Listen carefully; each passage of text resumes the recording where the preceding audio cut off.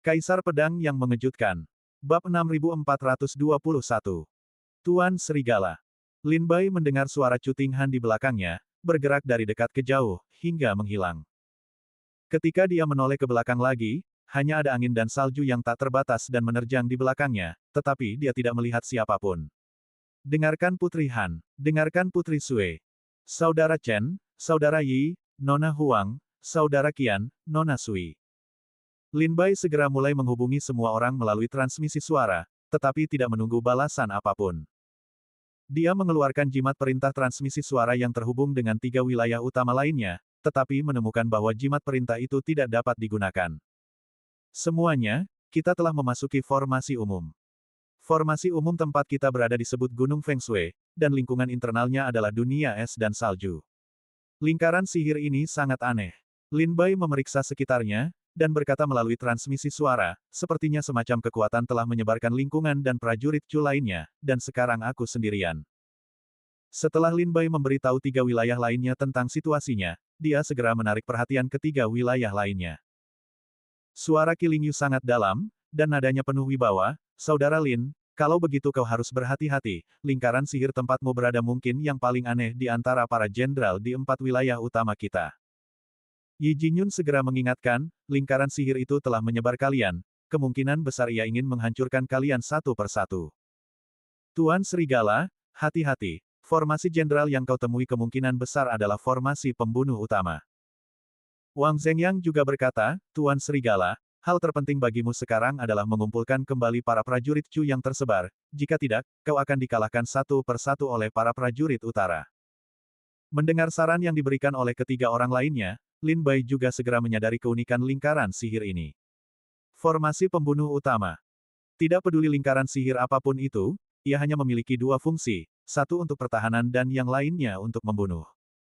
Adapun 2 jenis formasi, formasi pembunuh pamungkas disebut formasi pembunuh utama.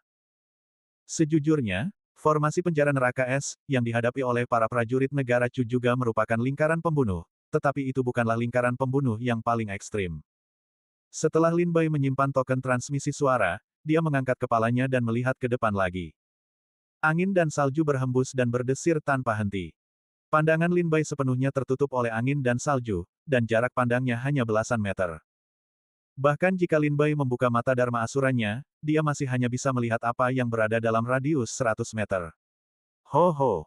Terdengar teriakan aneh dari tengah angin dan salju yang mengamuk. Lin Bai baru saja melangkah beberapa langkah ke depan ketika tiba-tiba merasakan kekuatan datang. Dia segera berhenti, menoleh ke arah kiri, dan di tengah angin dan salju yang tak berujung, sesosok transparan muncul dan melesat ke arahnya. Lin Bai menghindar ke samping, dan ki pedang menebas dadanya, menciptakan bekas tebasan pedang sepanjang 1000 meter di tanah. Mati. Setelah menghindari pedang itu, Lin Bai berpikir sejenak, dan 4 pedang terbang melesat ke depan, memotong sosok transparan itu menjadi beberapa bagian, dan menghilang tanpa jejak. Itu bukan seorang pendekar. Lin Bai menyadari bahwa sosok itu bukanlah seorang pendekar, melainkan kekuatan unik di ruang ini. Tapi dia sepertinya seorang pendekar. Namun Lin Bai memikirkannya dengan saksama, jika sosok transparan itu bukan seorang pendekar, ketika dia bergerak barusan, jelas ada jejak ilmu pedang di dalamnya. Sebagai seorang pendekar pedang, Lin Bai yakin bahwa orang yang menyerangnya barusan adalah seorang pendekar pedang, dan kemampuan pedangnya tidak rendah. Tepat ketika Lin Bai kebingungan, puluhan niat membunuh mengunci Lin Bai dari segala arah. Mata sura Lin Bai segera terbuka, mengunci niat membunuh yang datang dari depan, sisi kiri, sisi kanan, belakang, atas kepalanya, dan seterusnya, sosok transparan itu muncul kembali. Puluhan ki pedang menyerbu dari segala arah, ki pedang itu menghancurkan angin dan salju, dan langsung menuju Lin Bai. Lin Bai buru-buru menghindar, dan beberapa ki pedang bertabrakan satu sama lain, seketika menghancurkan angin dan salju di sekitarnya. 4 pedang terbang bergerak dalam sekejap, menyerbu ke puluhan arah secara bersamaan, seketika membunuh dan menghancurkan sosok-sosok transparan itu. Apa-apaan ini? Apakah ini berhantu? Lin Bai bergegas ke arah salah satu sosok transparan, mencoba mencari petunjuk, tetapi pada akhirnya dia tidak menemukan apapun. Tepat ketika Lin Bai kembali dengan sia-sia, beberapa sosok transparan tiba-tiba muncul di angin dan salju, dan dari kejauhan, mereka menggunakan jurus pedang mereka untuk membunuhnya. Lin Bai menghindar berulang kali, Meskipun teknik pedang itu tidak bisa melukainya, teknik itu membuatnya tak kenal lelah. Lin Bai tidak tinggal di area ini, ia menginjak pedang terbang, menghancurkan es dan salju, lalu berpacu ke depan. Tuan Serigala, kemana Anda pergi terburu-buru? Tepat saat ia menginjak pedang terbang dan pergi, terdengar suara mencemooh. Lin Bai menghentikan pedang terbangnya, menoleh ke kiri, dan melihat 7 sosok perlahan berjalan keluar dari angin dan salju, mengenakan kulit binatang milik prajurit dari wilayah utara, dengan sebagian besar kulit mereka terbuka ke dunia luar. Suhu di formasi angin dan salju ini sangat rendah. Para prajurit ini tidak menggunakan perisai spiritual mereka, tetapi mereka tampaknya tidak terpengaruh oleh suhu. Mungkin karena mereka sudah terbiasa dengan cuaca beku di wilayah utara, dan suhu di dalam lingkaran tidak terlalu berpengaruh pada mereka. Apakah kalian yang tadi menyelinap dalam kegelapan? Melihat para prajurit ini, Lin Bai bertanya dengan dingin. Tuan Serigala, apakah Anda ingin tahu jawabannya?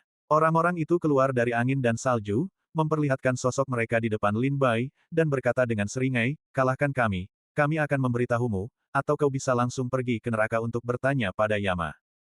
Lin Bai mengamati orang-orang ini lebih dekat. Mereka semua tinggi, pendek, gemuk, dan kurus, tetapi perlu disebutkan bahwa, tidak peduli apakah mereka tinggi atau pendek, mereka semua sangat kuat, dan kulit mereka yang terbuka penuh dengan otot, memancarkan aura liar. Kalahkan kalian. Lin Bai mencibir, kupikir kau di sini untuk mati.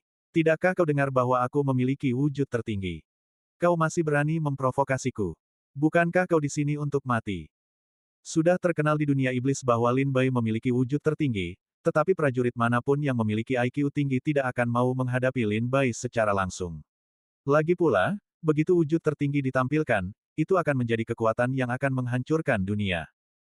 Jika kita bertarung sendirian, ketujuh saudara kita tentu saja tidak akan mampu melawan Tuan Serigala.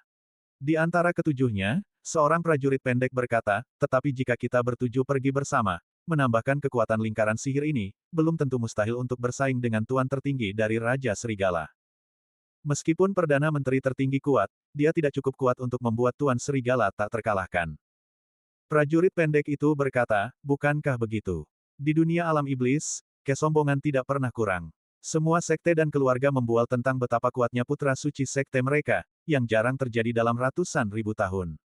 Seorang jenius yang hanya muncul sekali seumur hidup.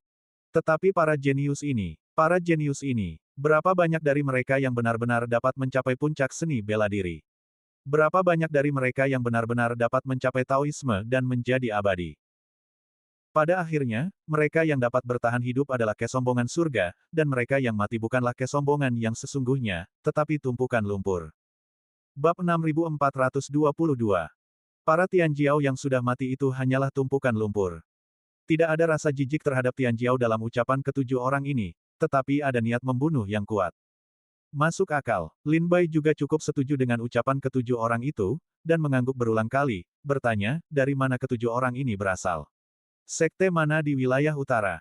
Wilayah utara, murid Dao Surga. Di antara ketujuh orang itu, prajurit yang lebih pendek menjawab, adapun namanya, hehe, jangan sebutkan, dia hanya orang biasa.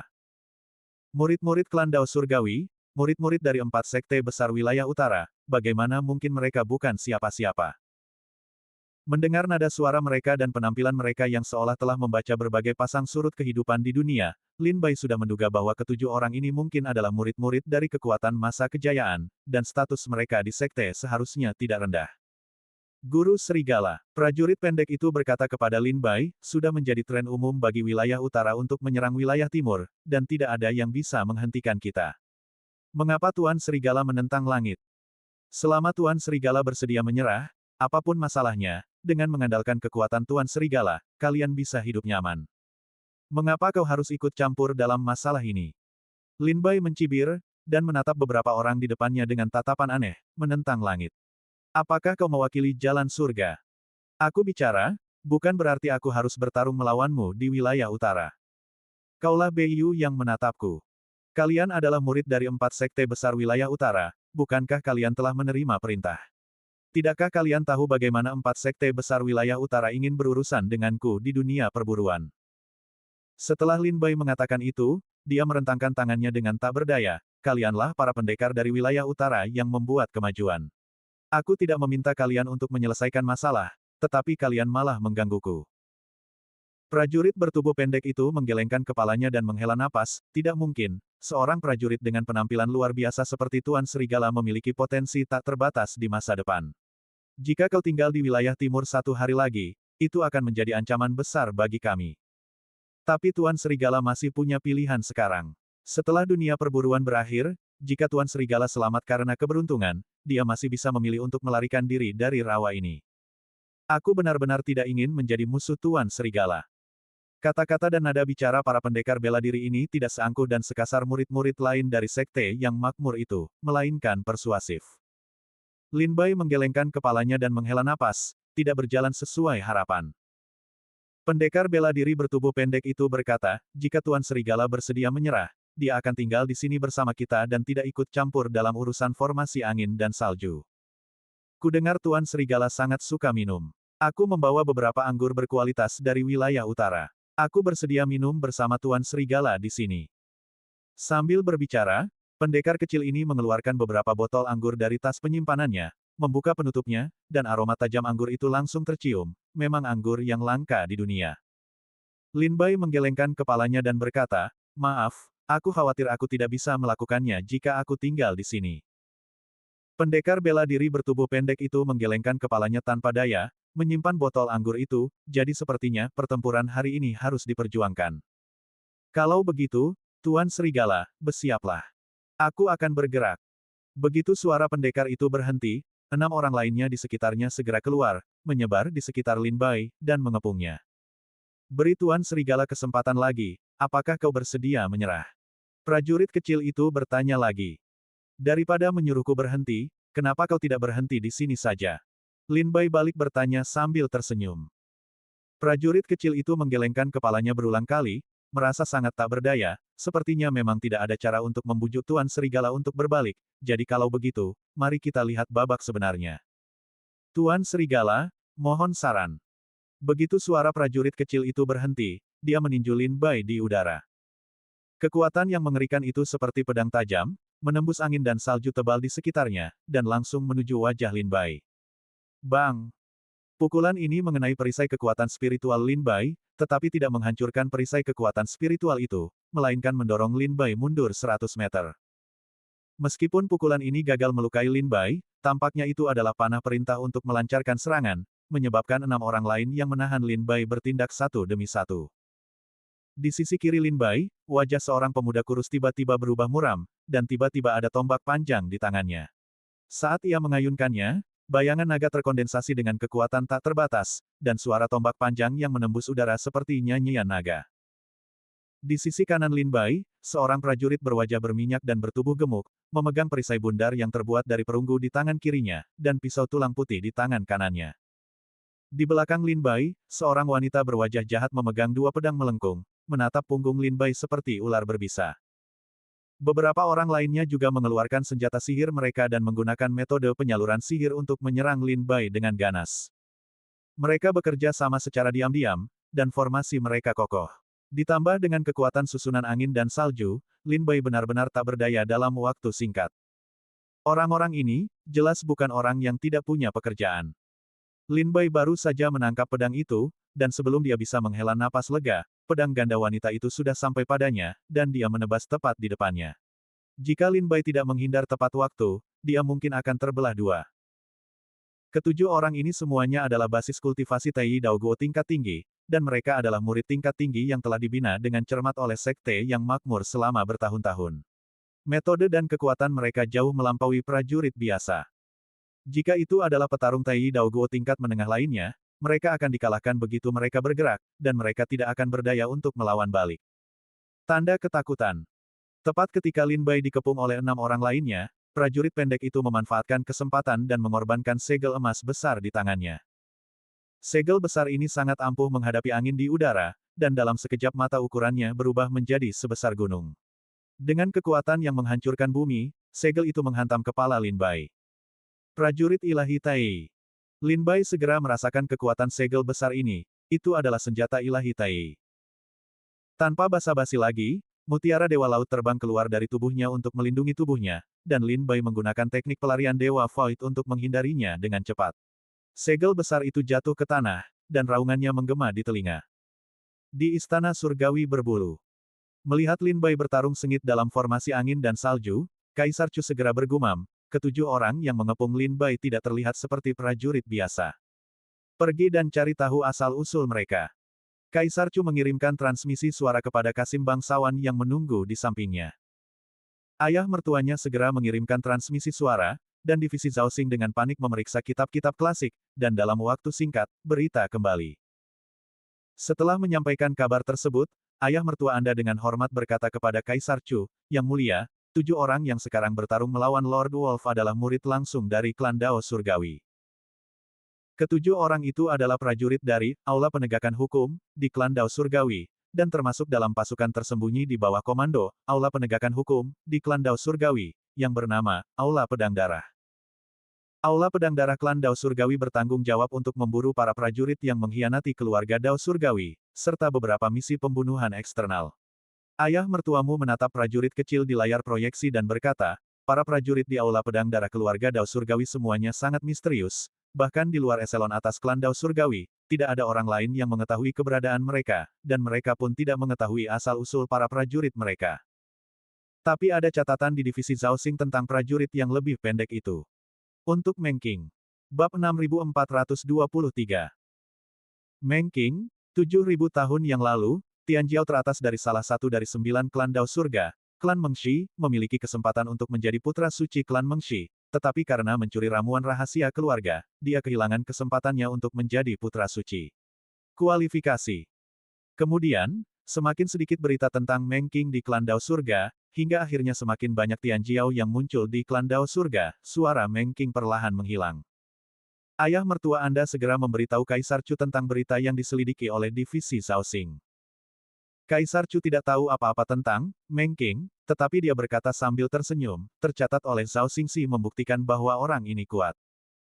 Seperti yang dikatakan Kaisar Chu, mereka yang dapat diurus oleh Zhao Xingxi, dan ada catatan dalam arsip, tidak diragukan lagi adalah orang-orang kuat atau kesombongan surga di wilayah utara. Meskipun lingkungan di wilayah utara kejam, ada terlalu banyak prajurit. Seberapapun kuatnya Zhao Xingxi, mustahil untuk mencatat setiap pendekar di wilayah utara.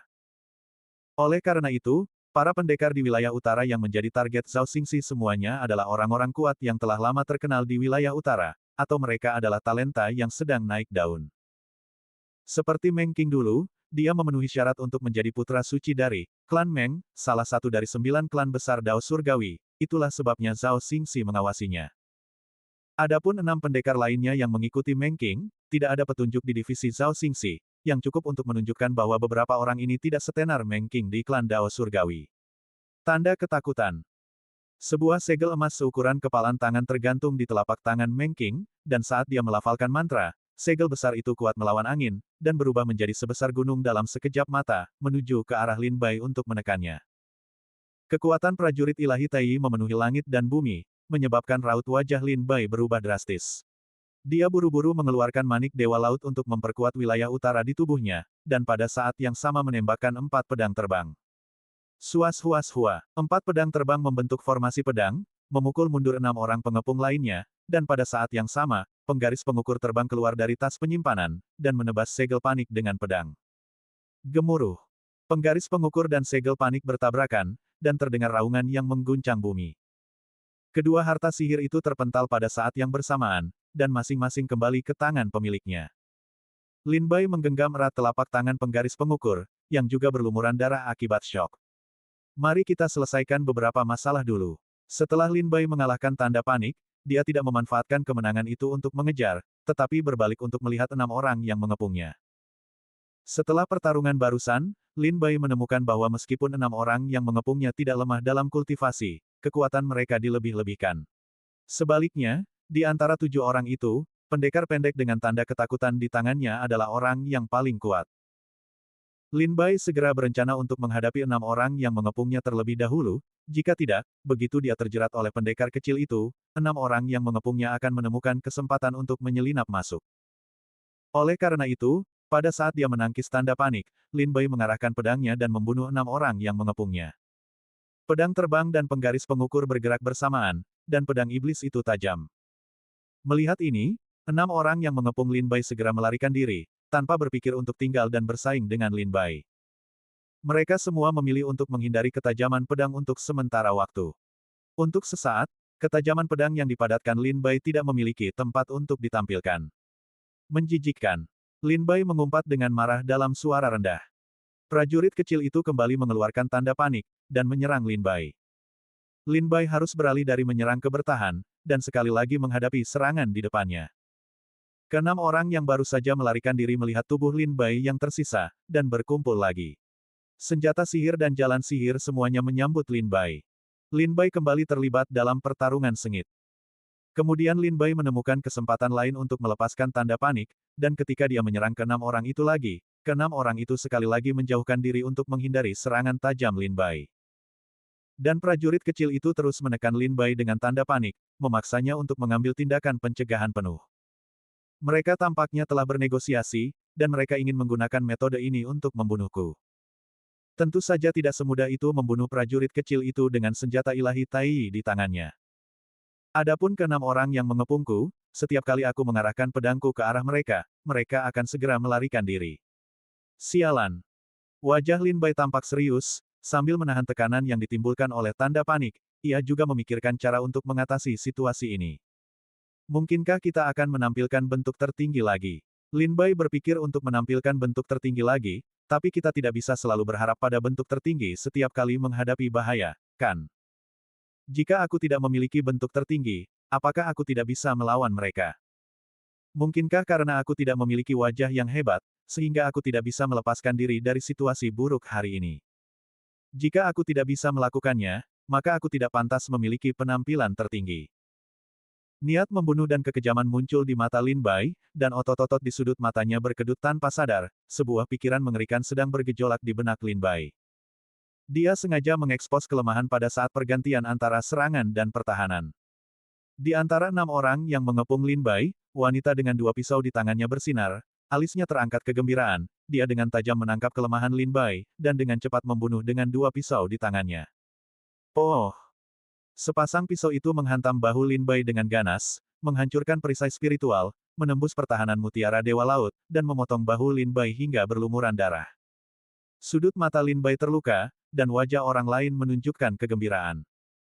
Tetapi hanya kegembiraan di wajah Lin Bai yang lebih kuat. Lin Bai menggunakan seluruh kekuatan spiritualnya untuk menyerap 2 pisau yang telah menancap di bahunya, sehingga wanita itu tidak mungkin menarik pisau itu untuk waktu singkat. Tidak bagus. Penggaris pengukur diayunkan, dan kekuatan mengerikan itu menghasilkan ledakan sonik yang memekakkan telinga. Angin kencang yang datang membuat wanita itu merasa seolah-olah sebuah gunung menghantamnya. Wanita itu ingin segera pergi dengan pisau terhunus, tetapi mendapati kedua pisaunya tertancap di daging dan darah Lin Bai, dan dia tidak bisa mencabutnya sekeras apapun dia mencoba. Melihat kedua pedang itu tidak bisa diambil, wanita itu merasa kejam, melepaskannya dengan tegas, membuang kedua pedang itu, berbalik dan lari menyelamatkan diri. Tetapi pada saat kritis ini, penggaris pengukur sudah berada di atas wajahnya, dan hanya terdengar suara, bang, dan sosok wanita itu terlempar oleh pedang Lin Bai seperti layang-layang dengan tali yang putus. Ah!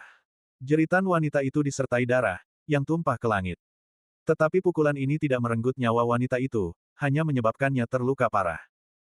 Melihat wanita itu belum mati, Lin Bai segera mengejarnya dengan pedangnya, seolah-olah dia ingin membunuhnya. Huan Yang, melihat wanita itu dalam kesulitan, wajah-wajah Lin Bai yang mengepungnya berubah drastis. Di antara mereka, seorang pemuda dengan pedang tajam di tangannya tampak sangat cemas, dan bergegas keluar dari medan pertempuran untuk menyelamatkan wanita itu. Senyum sinis muncul di sudut mulut Lin Bai, dan ujung pedangnya tiba-tiba berubah. Alih-alih terus membunuh wanita itu, ia langsung menuju ke pemuda yang memegang pedang tersebut. Raut wajah pemuda yang memegang pedang itu berubah drastis. Ia sepertinya tidak menyangka Lin Bai akan menyerangnya tiba-tiba. Ia tidak sempat menghindar, dan tidak siap membela diri. Dadanya teriris pedang Lin Bai, tulang rusuknya patah, dan darah mengalir deras. Sialan! Melihat ini, keempat orang lain yang mengepung Lin Bai panik, dan mereka langsung bergerak untuk menyelamatkan pria dan wanita itu. Pendekar pendek yang memegang tanda panik di tangannya segera mengerti niat Lin Bai, dan berseru, "Jangan pergi ke sana, dia memancing kalian untuk pergi ke sana dan mati." Bab 6424. Jangan ke sana, dia memancingmu untuk mati. Meng Qing, seorang pendekar bela diri, melihat rekan-rekannya terluka parah satu demi satu, dan Lin Bai selalu memberi mereka rasa lega. Dia memiliki kesempatan untuk memanfaatkan kemenangan dan mengejar serta membunuh Qi sepenuhnya, tetapi Lin Bai tidak melakukannya. Dia tidak mengerti niat Lin Bai sampai dia melihat prajurit lain pergi untuk menyelamatkan dan terluka parah oleh Lin Bai. Lin Bai pertama-tama sengaja menunjukkan kelemahannya, sehingga wanita yang memegang dua pisau mengira ada kesempatan untuk memanfaatkannya, dan segera mendekat dengan pisau-pisau itu. Meskipun Lin Bai terluka, Lin Bai juga memanfaatkan kesempatan itu untuk melukainya dengan parah. Wanita dengan pisau itu hanya melukai bulu Lin Bai, tetapi Lin Bai mengayunkan pedangnya dan memukuli wanita itu dengan serius, hampir mati di tempat. Dengan kekuatan Lin Bai, jika dia ingin membunuh wanita ini, dia hanya perlu menggunakan pedang lain untuk membunuhnya. Tetapi Lin Bai tidak melakukan itu, melainkan sengaja memperlambat gerakannya. Saat berikutnya, pria itu melihat wanita itu terluka, dan tanpa berkata apa-apa, dia bergegas menyelamatkannya. Ketika Lin Bai melihat pria itu datang untuk menyelamatkannya, dia segera mengayunkan pedangnya dan memukuli pria itu dengan keras. Prajurit kecil itu menyaksikan semua ini secara keseluruhan, dan tidak bisa tidak terkejut dengan kekejaman Lin Bai, menggunakan dirimu sendiri sebagai umpan untuk memancing lawan mendekat, dan kemudian menggunakan lawan sebagai umpan untuk memancing orang-orang yang datang untuk menyelamatkan. Cincin-cincin itu saling terkait. Tuan Serigala, Anda memang salah satu dari sedikit orang yang sombong di alam iblis timur. Seniman bela diri pendek ini juga merupakan orang yang sombong dan tak tertandingi yang terkenal di wilayah utara ribuan tahun yang lalu. Sebagai orang yang sombong, dia tentu saja memahami harga dan risiko yang dibayar Lin Bai untuk serangkaian tindakan ini. Jika Lin Bai sedikit ceroboh, sangat mungkin rencana itu tidak akan berjalan lancar, dan dia akan terbunuh oleh dirinya sendiri. Tetapi Lin Bai berhasil. Efek setelah keberhasilan adalah cara untuk memecahkan permainan. Melihat tindakan Lin Bai, prajurit pendek itu segera berteriak kepada keempat temannya yang lain, "Jangan pergi ke sana, ini jebakannya, dia memancing kalian untuk mati." Apa? Mendengar suara prajurit pendek itu, keempat orang lainnya yang hendak pergi menyelamatkan pria dan wanita itu berhenti bersamaan, dengan ekspresi ketakutan di wajah mereka. Sialan, wajah Lin Bai memerah karena marah ketika mendengar prajurit kecil itu berteriak untuk menghentikan beberapa orang yang tersisa. Jika dia tidak memperingatkan, rencana Lin Bai bisa saja terlaksana dengan sempurna dan membunuh mereka semua. Tapi itu tidak penting lagi. Lin Bai segera mengubah pola pikirnya, bunuh kedua orang ini dulu, tanpa mereka di sekitarku, tekananku tidak akan sebesar ini, dan mereka pasti akan mati di tanganku. Melihat keempat orang lainnya tidak datang untuk membantu, Lin Bai segera menjadi tanpa ampun dan membunuh pria dan wanita itu. Dalam sekejap mata, wanita yang memegang pisau dan pria yang memegang pedang bahkan tidak sempat berteriak sebelum mereka terpotong-potong oleh pedang Lin Bai, dan jiwa mereka lenyap dalam kepulan asap. Melihat keduanya mati di depannya, prajurit kecil itu merasa sedikit sedih. Ketujuh orang itu adalah prajurit yang tergabung dalam Aula Pedang Darah dari klan Dao Surgawi. Mereka telah diperintahkan untuk melakukan tugas sepanjang tahun, dan mereka memiliki perasaan yang dalam satu sama lain. Melihat keduanya tewas tragis di tangan Lin Bai sekarang, prajurit kecil itu dipenuhi rasa sakit, tetapi wajahnya tetap serius dan bermartabat, "Tuan Metode. Ayo kita hancurkan permainan ini." Kupikir orang yang begitu sombong seperti Tuan Serigala akan sangat menghargai hidupnya, dan dia tidak akan mengambil risiko seperti itu. Tindakan Lin Bai tidak terduga bahkan oleh prajurit pendek itu. Dengan kata lain, prajurit pendek dan beberapa rekan lainnya telah mengejar dan membunuh Tian Jiao yang membelot dari klan Dao Surgawi sepanjang tahun. Tidak ada satupun dari Tian Jiao yang mau menggunakan dirinya sebagai umpan untuk menghancurkan situasi dengan cara ini. Mereka semua menghargai hidup mereka. Lin Bai, di sisi lain, memiliki perasaan mengabaikan hidup dan mati. Menggunakan dirinya sebagai umpan, menggunakan metode yang sangat berbahaya ini untuk menghancurkan situasi. Apakah ini risiko besar? Lin Bai melihat bekas luka yang ditinggalkan oleh dua pisau di bahunya. Di bawah kekuatan 5 elemen, luka itu mulai sembuh dan membaik. Apakah ini risiko besar? Kurasa ini bukan risiko besar. Mungkin karena banyak hal yang telah kualami, aku ingin ini jauh lebih berbahaya. Senyum tipis muncul di sudut mulut Lin Bai, matanya melirik para prajurit pendek itu, lalu tertuju pada 4 orang yang tersisa. Kerja sama kalian memang sempurna, tapi... Senyum di sudut mulut Lin Bai dipenuhi dengan niat membunuh yang dingin, sekarang ada 2 orang yang hilang, formasi gabungan dan pelarian kalian mungkin tidak efektif. Begitu suara Lin Bai selesai, keempat pedang terbang itu membunuh keempat orang yang tersisa secara bersamaan. Melihat situasinya tidak baik, keempat orang itu segera ingin mengulangi trik yang sama, berbalik dan melarikan diri. Pendekar bela diri bertubuh pendek itu kembali melemparkan tanda panik, dan kekuatan prajurit ilahi Tai menghantam bagian atas kepala Lin Bai. Pergi. Lin Bai sudah menduga bahwa tanda panik itu akan menyerang lagi. Dia sudah mempersiapkannya, dan dia membalikkan penggaris pengukur, dan kekuatan besar itu bertabrakan dengan tanda panik, dan dia hampir saja menghancurkan tanda panik itu. Setelah menyelesaikan masalah segel panik, Lin Bai pergi untuk membunuh keempat orang yang melarikan diri tanpa menoleh ke belakang.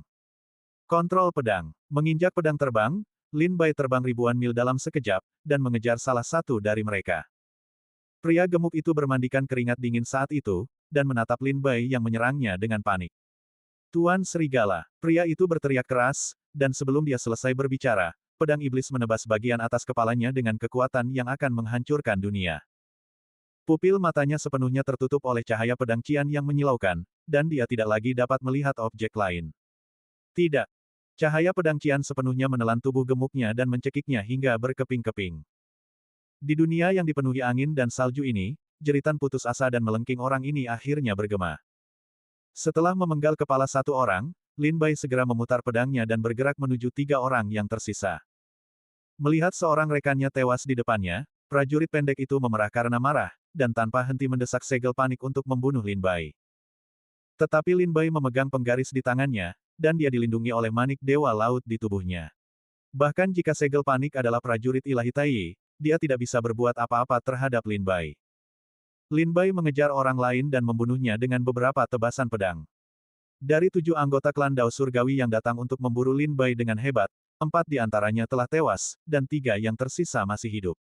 Melihat rekan-rekannya sekarat di depan matanya, prajurit kecil itu merasa sangat cemas. Meskipun masih ada 3 orang yang hidup, dia tahu dalam hatinya bahwa Lin Bai telah menembus pertahanan mereka, dan 3 orang yang tersisa akan mati cepat atau lambat.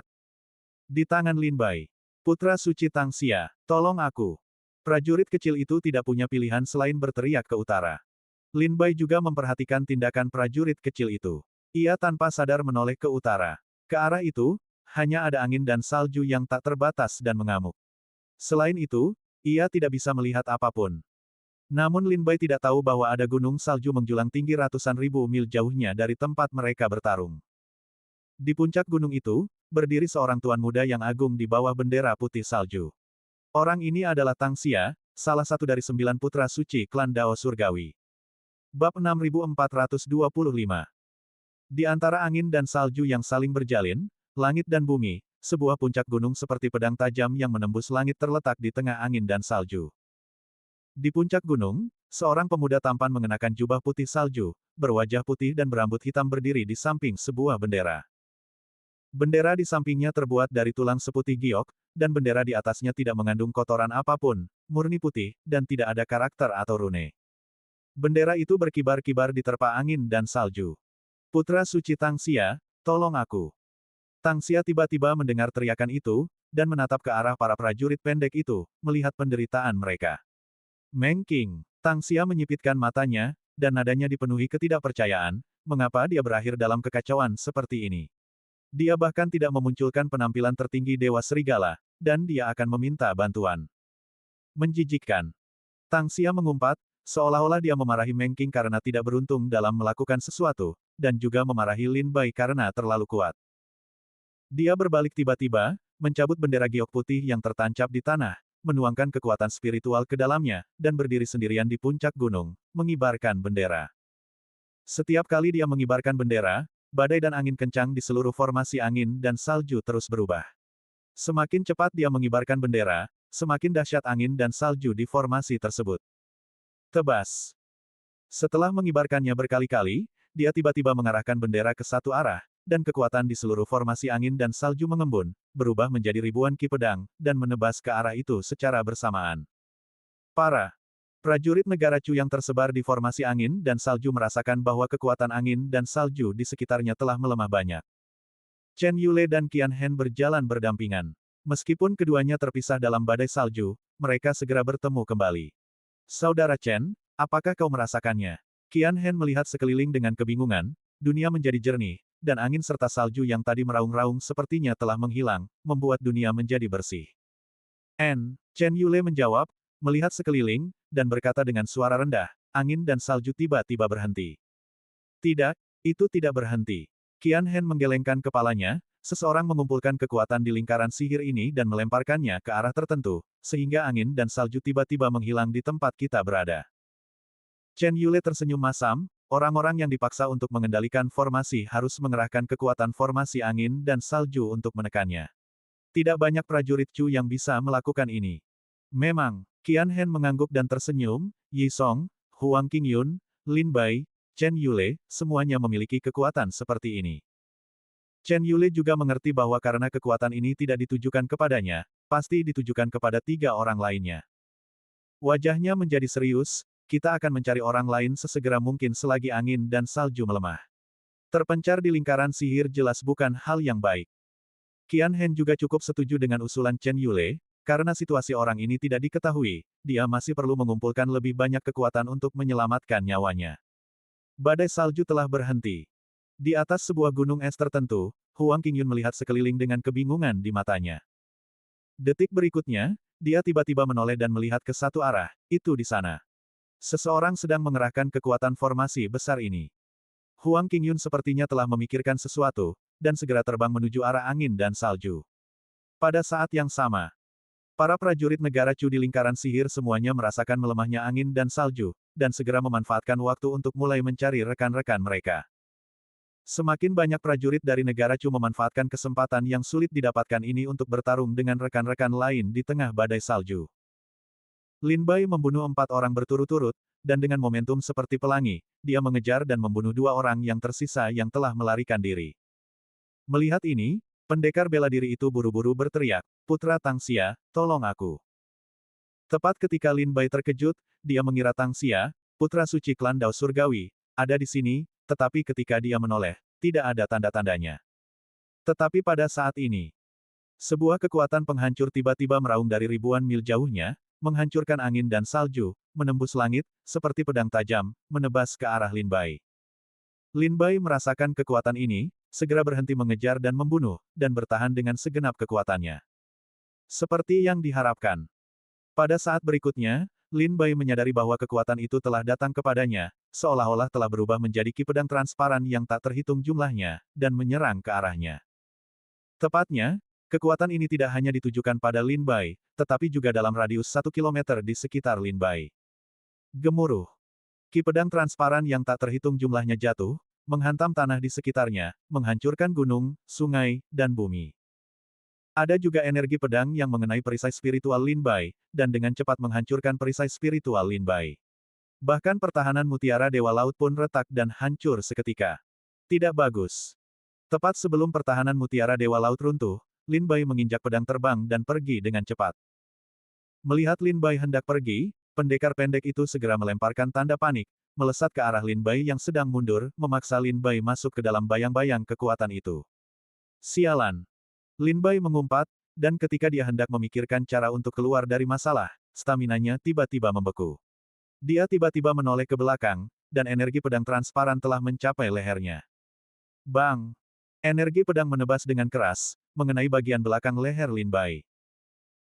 Tapi untungnya, Lin Bai memiliki tubuh 5 elemen untuk melindunginya, dan kekuatan bola Dewa Laut belum sepenuhnya hilang, memblokir sebagian besar kekuatan energi pedang, sehingga meskipun bagian belakang leher Lin Bai memar dan tulangnya terbuka, nyawanya tidak dalam bahaya. Tidak mati. Melihat energi pedang mengenai Lin Bai, pendekar itu berpikir bahwa Lin Bai akan lengah dan mati di tempat, tetapi dia tidak menyangka bahwa Lin Bai selamat. Niat pedang teratai merah. Mata Lin Bai meledak dengan amarah yang mengerikan, dan cahaya pedang biru di tubuhnya berubah seketika, dan niat pedang merah yang haus darah, aneh, dan berbahaya meresap ke dalam tubuh Lin Bai. Cahaya merah menyebar, seolah menambahkan warna merah aneh ke dunia seputih salju ini. Cahaya merah yang melambung ke langit itu mekar seperti bunga teratai merah di antara langit dan bumi.